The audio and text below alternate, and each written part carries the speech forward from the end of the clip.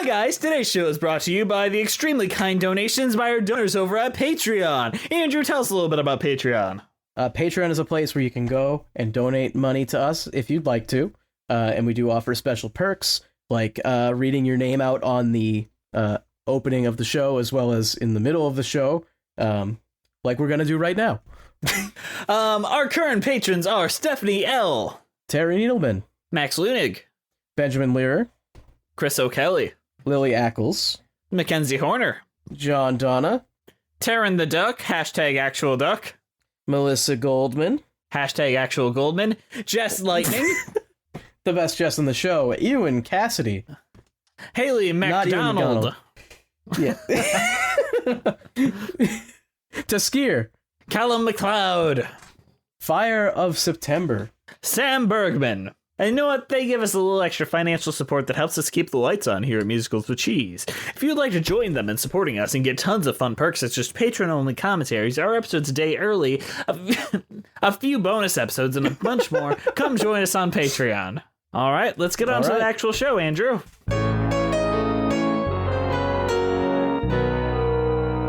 Hello, I'm Jesse McAnally. And I am Andrew DeWolf. And welcome to Musicals with Cheese, the podcast where I try to get Andrew to like musical theater. And today, Andrew, we've got an extra special guest. An extra special guest? Is it more special than the rest of them? Yes, always. Today, we have the author of Boho Days, author and Jonathan Larson expert, Jay Collis. Hello. Hello. That is quite a title. How do you become an expert in such things?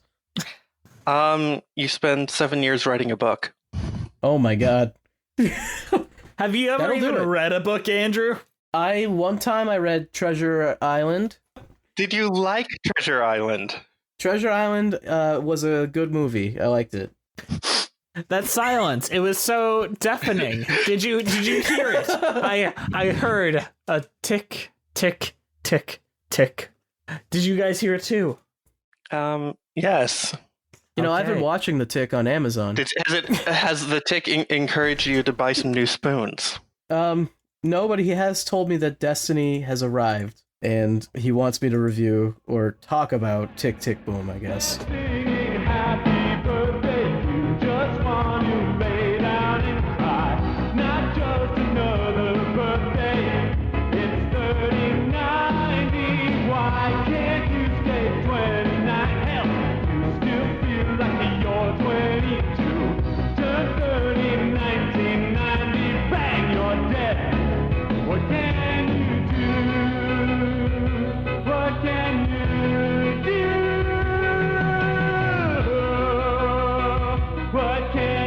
Tick Tick Boom is a musical written by American composer Jonathan Larson, who won a Pulitzer and 3 Tony Awards for his musical Rent. Tick Tick Boom tells the story of an aspiring composer named John, who lives in New York City in 1990.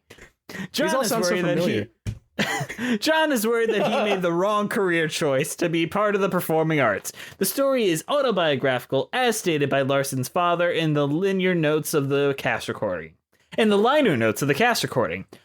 had been trying to establish himself in the theater since the 1980s. So, Jay Collis, you're the expert here. Why did you choose Tick Tick Boom? I wonder. Because I have a book to show. It's an interesting show, and it's interesting in part because of the show itself and the story it tells, and also because the show that people know is not necessarily the show that he wrote. And also because one of the interesting phenomenon is over the years, a lot of people who don't like Rent do like this show. And I am one of those people. Yeah. I think it's better than Rent in a lot of ways. Now, what is your thoughts, Jay Collis? Because you're the expert. Do you think this is better than Rent? No. Why? It's kind of weird. So the sort of the very quick version of this is the show he wrote in the 90s is not the show you know. They brought in another book writer to sort of do an overhaul because it was designed to be this one-person thing that would be Larson himself sitting at a piano, doing monologues and playing with the band. And they rewrote it to be about 3 people they rewrote it for 3 actors. And when they did the split, they restructured the show, and something just kind of has always felt a little bit off to me about it, and I couldn't explain what it was until learning about the original version. I think it's a great score, but it just never quite sat with me the same way that Rent did. But neither of them are my favorite show by him either. So What is that, Suburbia? it's Superbia. I know it's really horrible for everybody who talks about his wider work to say it's the greatest thing he ever wrote. And it might not be, because Superbia is a mess. He wrote that show for 5 years, and every edition of the show has a different ending, and none of them quite work. But the music was just incredible, and the ideas were ahead of their time. And like, Superbia is the one that I still listen to the most just for fun. And I get that. I've dabbled in Suburbia. I want to take a deeper look into it, especially after reading your book that covers it quite a bit. Now my question to you. You brought up a point that you feel like they're kind of messing with the dead man's work with Tick, Tick, Boom, because they basically wrote a new book around his original one-man show. Did you ever consider that maybe all that Jonathan Larson really needed? Like, I agree with you. He's an extremely gifted songwriter, one of the best probably in musical theater history, just from everything I've heard. But do you think he just needed a really good book writer to rein in like those rock songs and give them purpose? And I feel like that is something that this version of Tick, Tick, Boom really does. It's difficult to say, because he was learning in his last year on Rent. He was learning really quickly how to write a scene. Like the Happy New Year scene in Rent, he wrote very quickly, and I actually use it as an example of how he was learning to build a scene, get it sort of roughly fitting a scansion, and then hammer it into shape. If you look at the Take Me or Leave Me song in Rent, at the top of Act 2, he was struggling for years to make something work in that slot in the show. He knew he wanted to have a fight between those two characters, couldn't figure it out, was watching the actors improvise, and wrote that song in a day. And then 2 days later, rewrote one of the parts entirely to the song You Know Now. So I think it was having someone to bounce off of that is really what gave him the ability to start making that refinement. Ira Weitzman, who had sort of followed his career and is now the guy who does musicals for Lincoln Center, had always said Rent, he didn't want to invest in Rent, but he knew whatever the next show would be, that was the one he really wanted. That is the saddest thing I've ever heard. Let's talk about Tick, Tick, Boom. All right, Tick, Tick, Boom. Andrew, why don't you describe the plot of Tick, Tick, Boom for us? This show is the last 5 years, except for it's about Jonathan Larson instead of what's his name? Jason Robert Brown. Elaborate on that statement, please. Oh, it's just an autobiography piece about a struggling writer. Mm-hmm. We've done a couple of them on this show. Yeah. And I think this is the most successful one. Yes, it's the one that doesn't seem as egotistical as some of the other ones. Whereas I think that you brought up the childlike nature of Jonathan Larson. I think he had a self-aware nature to him that didn't come across as much in Rent, but comes across very well in Superbia and as well as in Tick, Tick, Boom very well. He has like this self-deprecation to himself. Whereas I think a lot of the folks in Rent see themselves as very self-serious because he is telling a melodrama. It's just required by the content he was given. Yeah.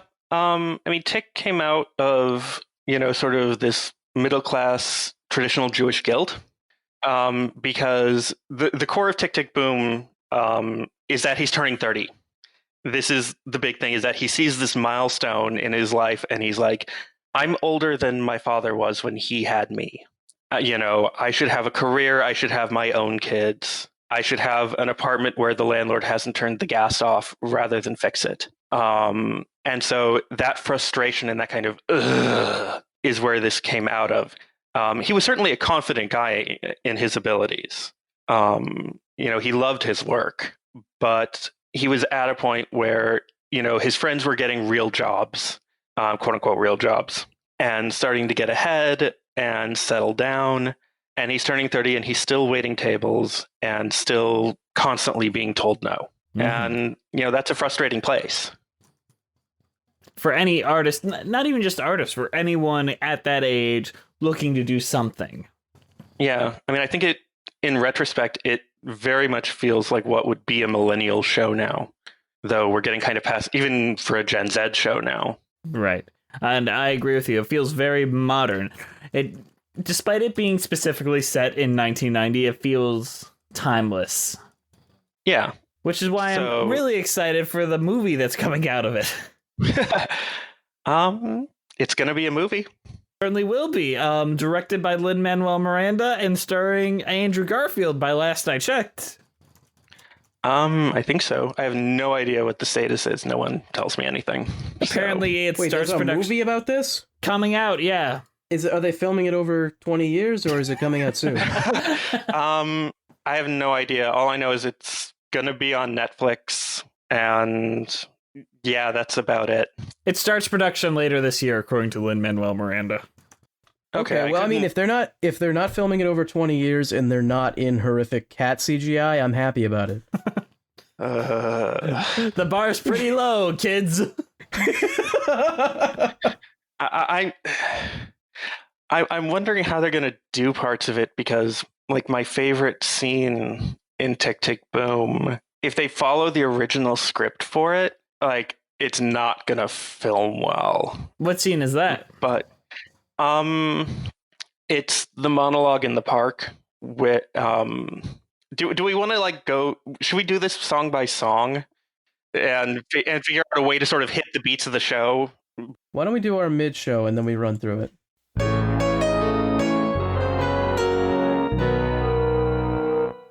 Hi guys, sorry to interrupt you in the middle of the show, but I gotta show it to you. Today's show is brought to you by our extremely kind donations by our donors over at Patreon. Our current patrons are Stephanie L., Terry Needleman, Max Lunig, Benjamin Lehrer, Chris O'Kelly, Lily Ackles, Mackenzie Horner, John Donna, Taryn the Duck, Melissa Goldman, Jess Lightning, Ewan Cassidy, Haley McDonald, Teskier, Cal McLeod, Fire September, and Sam Bergman. They give us a little financial support that helps us keep the lights on here at Musicals with Cheese. If you would like to join them in supporting us and get tons of fun perks such as patron-only commentaries, our episodes a day early or even earlier, and tons of other stuff, come join the Patreon family. All right, let's get back to the show. Peter Pan and Tinkerbell, which way to Neverland? Emerald City's gone to hell since the wizard blew off his command. On the street you hear the voices, lost children, crocodiles.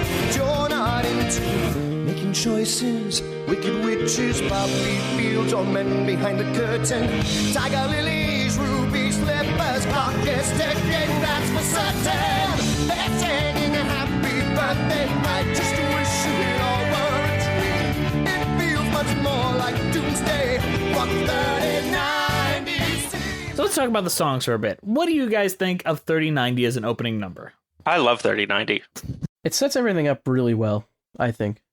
It sets up things perfectly. It sets up his plight perfectly. It is a perfect opening number. Like, in a way, all the ways that Rent isn't a perfect opening number, this is, in my opinion.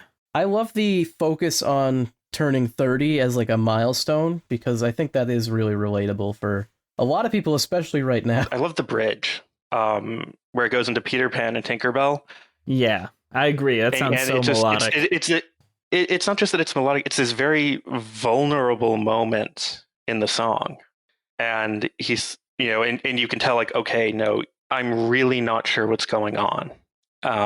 With my life and with everything else. And I mean, it's true. Like, if you're working the freelance life at that stage in time, it's precarious enough to begin with. And then you kind of realize, like, what have I done with the last 8 to 10 years?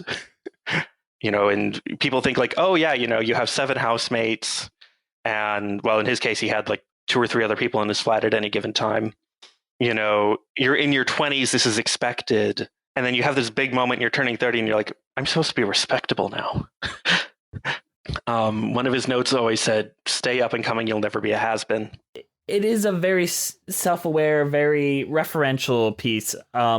but it never feels pretentious. Even in what I've seen of the original one-man show, he never feels self-important. No, he really tears himself down in it. Mm-hmm. Which is a really endearing thing, and I hate to keep bringing up Rent. I wish people in Rent did that a little bit more. They did a little bit in some of the workshops, but the characters in Bohem never tear themselves down either. And I remember some of the early workshops, like when Mark is like, I'm a failure. Like, that line came from Mark talking about himself, and I think it was a little bit more effective in that form. It can go both ways, because it can also feel very on the nose. Right. And I think it's important that somebody does pull this character aside and smack him down a little bit. If you smack yourself down, is it really a smackdown? I'll smack him down if you want. Should we actually give people some context around these numbers? Sure. Yeah. Let's go. Definitely. So 3090, I'll try and focus mostly, or we can all sort of focus on the version of the show everybody knows. So his birthday in this version of the show is a week away, and his friends are trying to get him all psyched up, and his girlfriend tells him, like, it's going to be great, all your friends are going to be there, and you're going to play Happy Birthday for yourself. He's like, what? And that's sort of what sets up 3090. And it tells us, okay, we're a week away, and these things are about to happen. He's going to, try an office job and, just sort of get through the week. And he's got a workshop coming up of Superbia, and maybe it's going to be really great. And, his show's going to get produced, and he won't have to actually go do a market research job. Yes. So this is sort of the inner conflict about, can I give this up? Will my art be successful? Mm-hmm. Honestly, who would want to play Happy Birthday for themselves? Like, I totally get that. Like, that's... Yeah. I tell people I'm a Jehovah's Witness for like the week surrounding my birthday. Wow. I'll have a birthday party, but I'm not going to play Happy Birthday for myself. Somebody else. I'm not going to make my own goddamn cake. What? Let's find a chair where we can sit and talk, or get some fresh air, baby. We could take a walk. Tell me what you're thinking, talk about your day. Tell me what to do out of anything you say. The green dress, 20 buttons and a strap. The green dress, what a pleasure to unwrap. Green dress, oh, what it can do. What the green dress does to me, honey. What do you guys think of Green Jess? I'm just asking. I'm throwing it out there for the world to know. I like that it sets up his relationship with his girlfriend. I like that the woman that Susan was based on was like, yes, this was like this super slinky, sexy dress. Mm-hmm. David Auburn, who did the rewrites for the 2001 version, really did not like this song. But he couldn't find anything to swap it out with. Wow, that feels like a good reason to keep a song in. I just can't find anything to get. Switch it with. But he always had that song there, and right. It's about sort of being in the moment and the idea of the good thing that's happening. And in the show and in its context, it sets up the second conflict, which is his girlfriend wants to move away from New York. Yes. And leaving New York means not being in the middle of the theater business. It's another reminder that artistically things aren't going right. Mm-hmm. And it feels like giving up as soon as you leave. Like getting out of New York is giving up. Yeah, there is this sort of New York mentality where sort of you stop seeing past your islands and forget that there's like an entire world out there. New York City everyone thinks of it as like tons of opportunity and everything, but I feel like it's so expensive to live there, and it's just a clusterfuck, honestly. And I mean, it wasn't that way in the late 80s, early 90s. New York was kind of a dump in those days, and things were a lot cheaper, and you had these opportunities because there was no investment in the city for 20 years. And so you had all of these disused spaces that you could take over and do something in, which is part of how Naked Angels got set up. Somebody in the group's, I think, uncle or cousin had like a publishing factory, like the Loft and Rent. They had like a publishing factory that they weren't using, so they converted it into a performance space and ran their friends group out of it. This was something you could do in those days that you can't do anymore. Yeah, it's too built up now, and just if you're trying to do something new, you're too late. You missed it. Gentrification's the worst, guys. It's really bad. It is. It's encroaching on my neighborhood, and yeah. It's great for tourists. Yeah, I'll give you that. But is it? Is it? Yes. You know, Hey, you won't get stabbed on your way to see Into the Woods anymore. that's true. But do we need another Olive Garden? We don't even have Olive Garden over here. It's actually pretty great. I haven't walked into an Olive Garden in like 3 or 4 years. I don't want to ever again. I can't decide, and you know who else can't decide? Johnny can't decide. Next song. Johnny can't decide.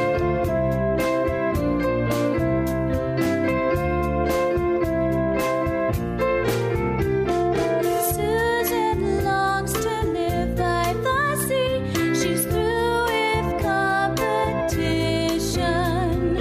Susan wants a family. I like this song better than Green Green Dress. I like it better with a little more oomph in the arrangements. So it's the morning after, and he's waking up early because he can't sleep, and he's laying out basically, you know, his best friend, Michael, has got a really good job and is moving out, but he feels like his friend is sold out because his friend used to be an actor, which is like the one big liberty with real person behind Michael, who was never an actor. He's like, you know, Michael's doing really great. Susan wants to leave New York and like have a more suburban standardized life, but he actually likes living in the middle of the city and the hecticness, but he's also kind of like tired of being poor and being ignored. I was flipping through through all of the notes in the archive papers, and the one note that I remember, there were two things I took photos of on my phone, which of course is sitting on the charger and not near the computer.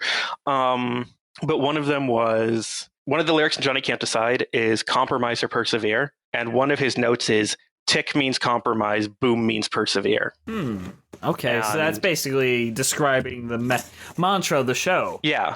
Well, I mean, there's a couple mantras in the show, but they come up as the other one is it's love or fear. You know, this is a show about facing your fear, and it's a good mantra for life, I have to tell you.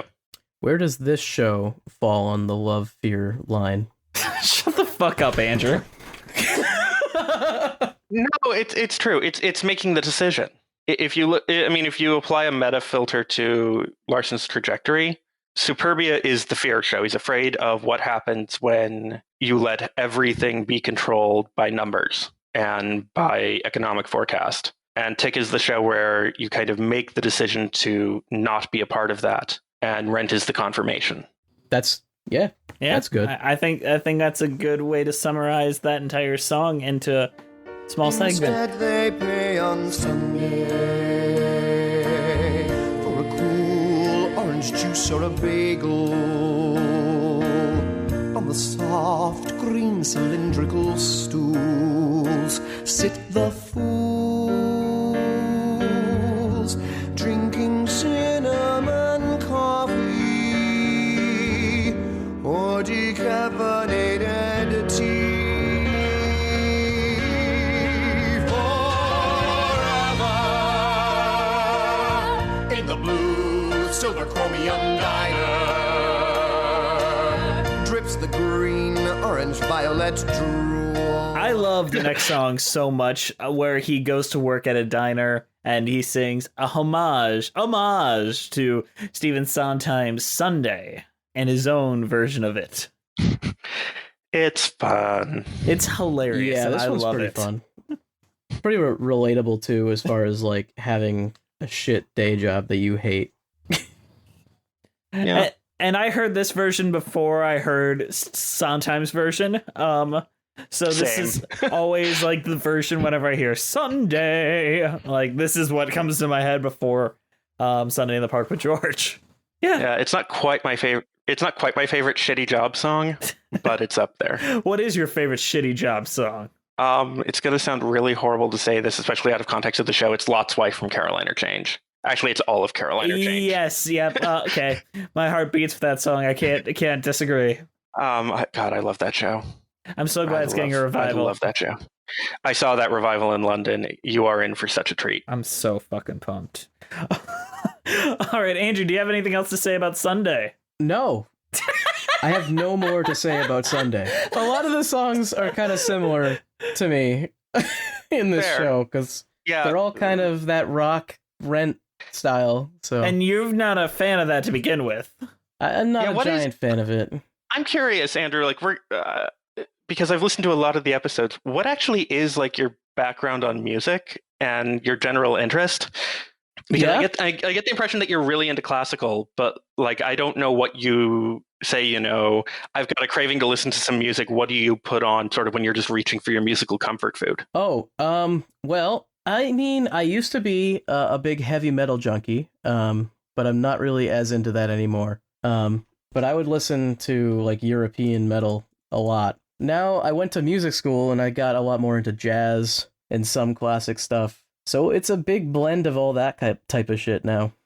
And honestly, part of the reason I don't like the rock shows as much is because I've heard so much of it and I've heard heavier stuff and I like that better. Are you familiar with a band called Avantasia? Absolutely. I saw them in concert like 3 months ago. Okay. I keep meaning to see them. They are because amazing. They're based... Yeah, they are, and they do sort of this big metal opera. Yes. Did you listen to their recent album? Because I think it's maybe their best. I haven't. The last thing I heard, being the European-based gay that I am, was Mystery of the Blood Red Rose, because they put that up for the Eurovision a few years ago. That one was And so, okay. A lot of Meatloaf vibes from that one. yeah, let's not talk about Bat Out of Hell though. Yeah, we don't have to.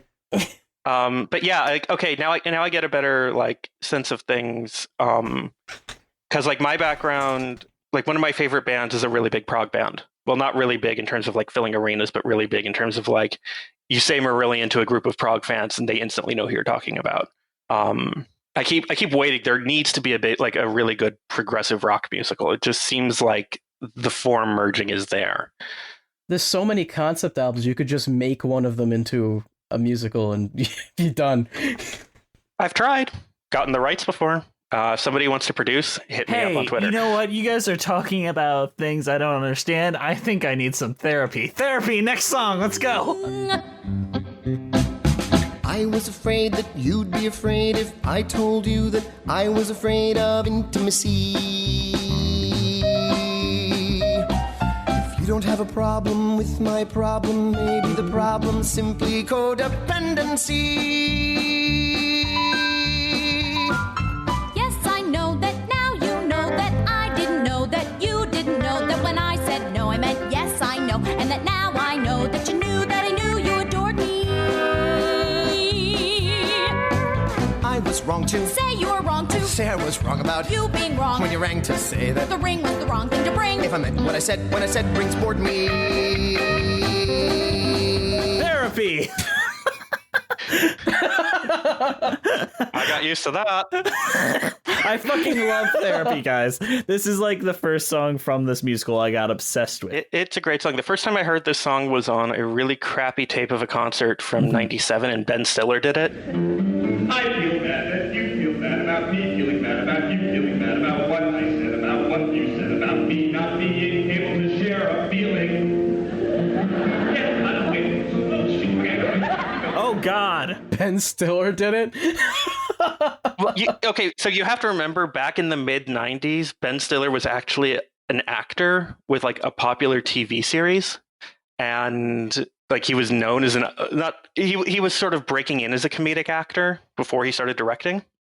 Yeah, before the cable guy. Yeah.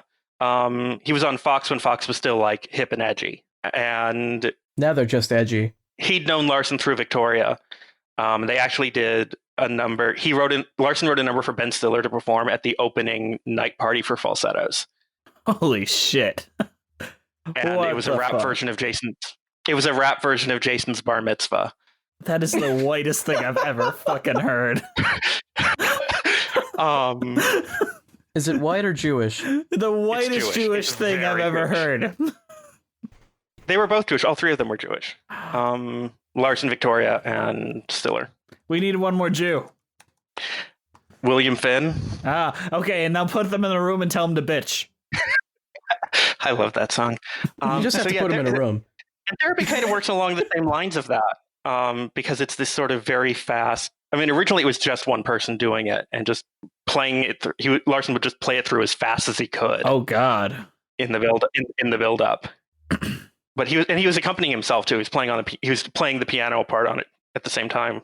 I feel bad that I can't imagine. Yep, not gonna work. Not today. Yeah. So plot wise, by this point, this is one of the big divergence points in the show. Mm-hmm. Basically, in the show that you'll see if you go to see it, Susan calls. Like Jonathan, the character, just had like a talk with his dad and found out like how amazingly well his sister's doing. And Susan's like, "Come over. It's really far. It's 2 subways and a bus. Take a cab." "I can't afford a cab." Oh. "Well, then we should like just talk about moving." "Why are we talking about moving?" and that sets it up. It's showing that they're kind of starting to They're on the outs. disalign. Yeah, getting there. Now, does Susan have a straight 1-to-1 like person in real life? The original version of Susan did. They rewrote a lot of the character and kind of her base. Right. And the real Susan, quote unquote, was his girlfriend. And it wasn't that she was like looking to get a dishwasher. She was a dancer. She spent a number of years basically paying the bills by like typing up depositions and doing word processing for lawyers. And her thing was that she would kind of go off to an ashram and meditate and get away every so often. And in the original version of the show, the idea is either that she's going to go up and stay for a long time or that she's offered a job at the ashram. So it's not about, I want a dishwasher and to be able to, teach dance to children and all of that. It really is, she wants a simpler, cleaner's not quite the right word, but a simpler, less hectic, more centered life. Mm-hmm. I mean, I'd want that too. I can't blame her. Yeah. So she didn't really like that change in the portrayal, that they made her a little more materialistic. They made her a shrew. She's not a shrew, but it's not her. It's not true to who this person is. Going down, she don't care what I look like or how I dress.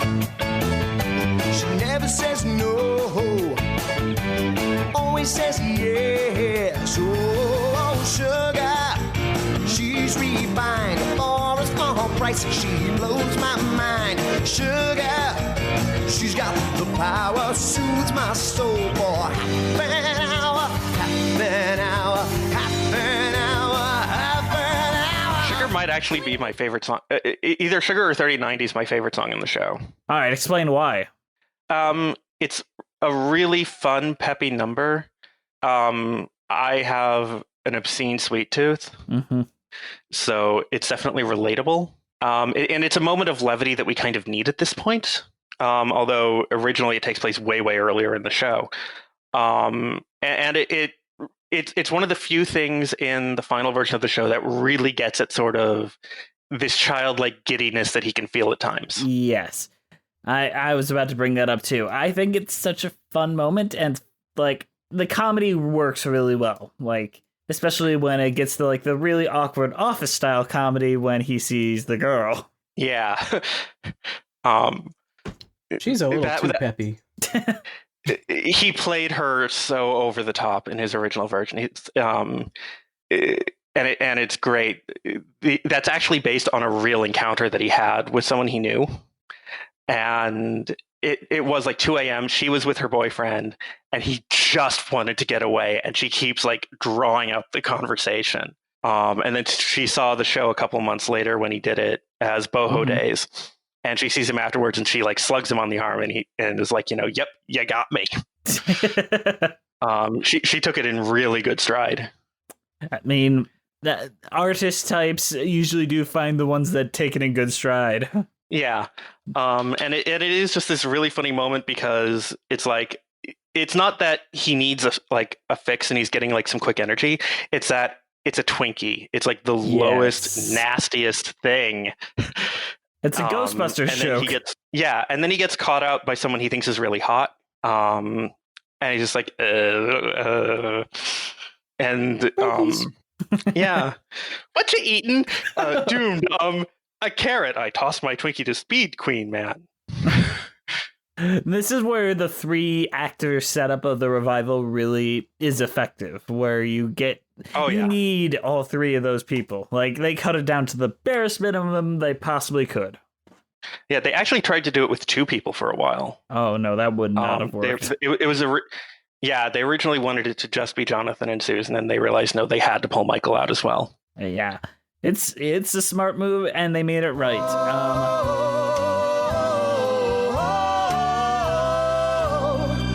Just wanna see her smile. Just wanna see her smile. Just wanna see her smile. I just wanna see her. Just wanna see her. Let's talk about See Her Smile. Let's talk about See Her Smile. He actually cut this song. I don't blame him. Sorry, that was probably not the best transition. I don't blame him. It's my least favorite in the show. Andrew, did you like this song? No. So it's not a bad song. Like, I don't dislike the song, but it feels slow and it kind of lags. It's such a dull, low energy song after a high energy conversation, and we all know where it's going. Like, yeah, the song. So let me give some context to the original version and the song that replaced it. So the song that replaced it is a song called Find the Key. And there's this moment where Jonathan and Susan are kind of cuddling in bed. And it's like, I don't know what to do. I know. I don't want to go tomorrow. Then don't. It's like they have this conversation. And it's a very gentle but staccato conversation. And the final line is like, I'm going. I know. Hold me. She's gone. That would have been far more effective. And then it goes into this song about, and he sort of reprises Green Green Dress, Johnny Can't Decide. And then he does this song about how he's like struggling at the piano because the piano is sort of his way of expressing himself and bringing this forward. And somebody who actually has a background in music theory should really be the person to analyze this song. But apparently it's got a lot of key changes in it. And he's talking about like trying to, he plays a dark C minor chord and how jumping around the musical scale is sort of representing this jumble in his head, and he can't find the key of the song of his life. A flat major. Maybe. You can actually, the song's probably up on YouTube. It was on a demo CD a few years ago that came out. I'm 29. Michael and I live on the west side of Soho, NY. 9 a.m. I write a lyric or two.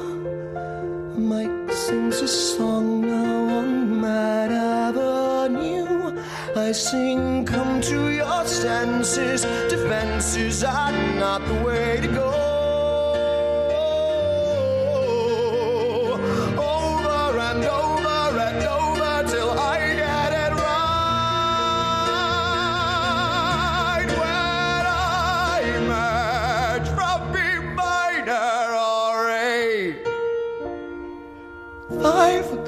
Diner calls, I'm on my way.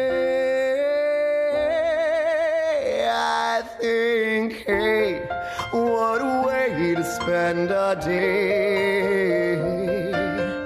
Hey, what a way to spend a day. I make a vow right here and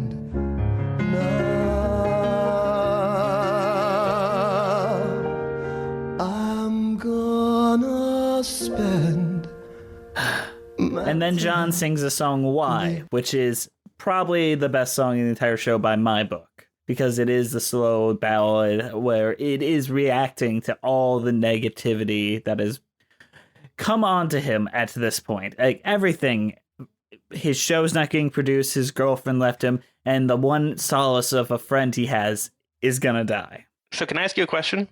Would you think this song would still be effective in a different place in the show? Yeah, I don't think so. I'm half tempted to agree with you because originally it was in the middle. Oh no, John. It was before Madison. No, it happened before Madison. It had another song leading into it. The reason it's called Why, because you'll notice it's never there in the lyrics. There's a song before it where the Times Square scene. So when he's going to Madison Avenue, he walks through Times Square and he's reflecting on the state of Broadway. There's a song about that he wrote that they didn't use. They used it in previews and they cut it. It's like where he's like, write for the movies, write for TV. Who cares if it's crap? At least you won't write for free. And at the end of that, he's, why do I care? And then he explains this is why he cares about the theater. And then he goes in. No, wait, God. What? Yeah, I'm mixing up versions of the show again. So many versions. There are multiple versions of the show. It's a beautiful enough song that I think it works anywhere. But it's the most only reason I don't like here. It really is, but I like the monologue that precedes it afterwards. So you'd prefer the monologue to be afterward? Yeah, which is how it was originally set up. The monologue originally led straight into the final number, and he played the riff from Louder Than Words under the monologue the entire time, and he just has this utter breakdown during it. I can see why that would be better. I can see that specific part. Yeah.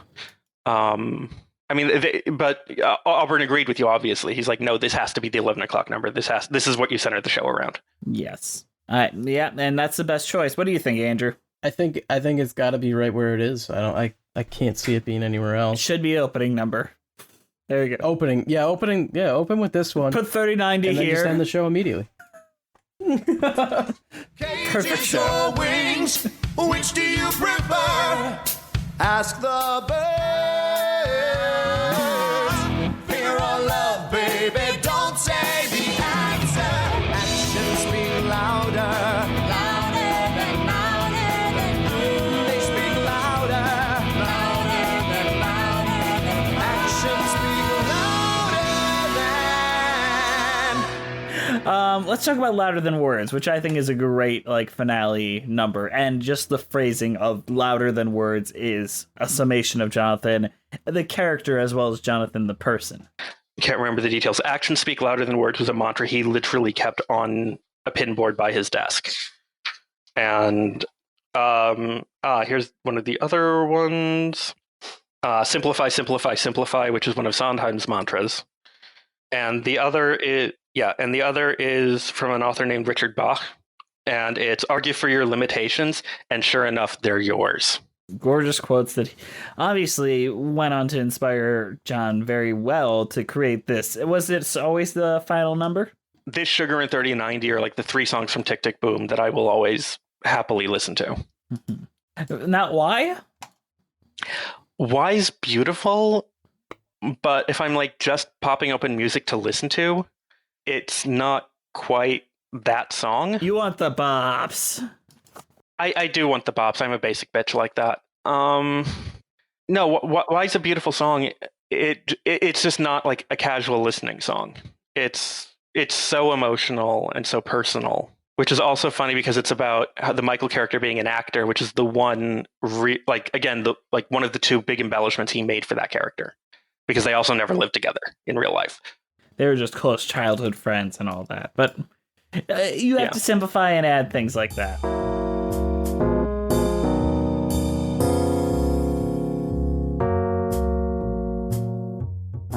I think it might be time for trivia. Holy shit! Oh boy. Am I awake enough to do trivia? We'll find out. I know I'm not. Jess is never awake enough to do trivia. Even at my brightest, I'm not good at trivia. Jess, I'm sorry I picked really bastard questions. Well, we'll go straight with the guest first here. All right. Okay. All right. What actor portrayed Jonathan in the 2016 off-Broadway revival of Tick, Tick, Boom? Oh, that was after I moved. I actually didn't pay attention to that production. Oh, no. I'm an ocean away. I know there was a production. I know it was off-Broadway. I know it ran for a year. I think it actually outran the original. But yeah, I would have to ask Auntie Google. I actually don't know. Jess, do you want to say this for me? Nick Blamire? Yeah, Nick Blamier. Was it actually a good production? All right. I know it had George Salazar as Michael, which is great. I think that was fantastic. I did not see anything of that production. Yeah, like it ran for a while, but it was really under the radar. Mm-hmm.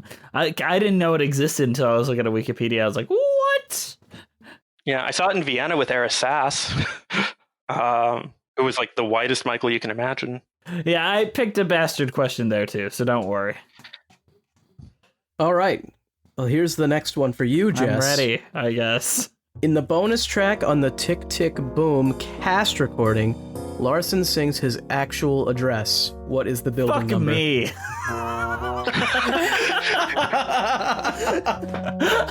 You can always guess, Jess. Something 87th Street. I don't fucking know. 508. 508 is if you want to stalk this guy who isn't alive anymore, that's his building. Was that number. the building he died? Yeah, it was 508. I can't remember if it's Greenwich Street or Greenwich Avenue because it's New York and I don't know the naming conventions. It was a 5-story walk-up. It was a dump. Like, people romanticize his life in this flat. No, his flat was really, like, I've seen video from inside of it from that era. Like, yeah, no, you wouldn't want to live there. And it was across the street from a garbage truck depot. So it really was like this really shitty flat. Like, when they talk about throwing the key down in Rent, they had to do that. He had no heat. They would chop up delivery pallets and illegally burn them. The bathtub really was in the kitchen. The walls were like kind of a gross dinge. You know, it was home. Should have moved to Massachusetts, man. Jess loses. Congratulations. You are now the winner. So, what is your guys' overall thoughts on Tick Tick Boom and your cheese rating? Andrew, you go first. Okay. Tick Tick Boom is... I think it's just like a better version of Rent, the same music style, but the characters are more tolerable and relatable to me, which is really all that matters. As far as a cheese rating, oh golly gee, I don't know. I'll give it like a New York style pizza. Great. What about you, Jay Collis? Tick Tick Boom is really interesting. It's interesting in partly because it's about him. And it does have this sort of universal appeal about what it means to find direction in your life. It's got a great score. Cheese rating, if we're talking about 2001, I would go with delish. Cheez-Its. They're really they're really delish, but they've got a bit of high fructose corn syrup in them. Oh, yum, yum, and they're a yum. little processed. If we're talking about the original 90s version, definitely something raw with a bit of a tang to it. I love Tick Tick Boom. It is a much better version of Rent. It has that. It speaks to me as an artist in the same way that Sunday in the Park with George and a lot of other things like that do. It's about art, but in a way that doesn't feel pretentious. There's a self-awareness to this musical that I feel is lacking in a lot of art about art, and I think that's really needed. And my cheese rating is stick cheese. Terrible. Yeah, that was awful, Jess. Why? People give us money, Jess. Jay Collis, I know you got tons of stuff to promote. Start promoting it out there. Shill away. Yeah, so if you like Tick Tick Boom, if you hate Tick Tick Boom, if you like or hate Rent, I wrote a book all about everything Jonathan Larson wrote. It's called Boho Days. You can pick it up for an affordable price digitally or a less affordable price in hardcover. I write Christmas pantomimes and other things as well. I have the interstitials coming up in a novel called Forever Part 2 by a guy named Andy Gell, Gell. That'll be coming out in October, where I write about, see if you can follow this and tell me if it's not too confusing. It's interstitials in Forever about a failed attempt to musicalize Forever as a jukebox musical. The books are based very heavily in Neo-Discordian lore. So there's a lot of very meta things going on. I mean, one of the things we also didn't talk about is Tick Tick Boom is a memento mori. And the fact that you kind of can't get out of the back of your head that this is about somebody who is on this cusp and this breakthrough, but is going to die in 5 years. So if you haven't thought about your death planning, you really should.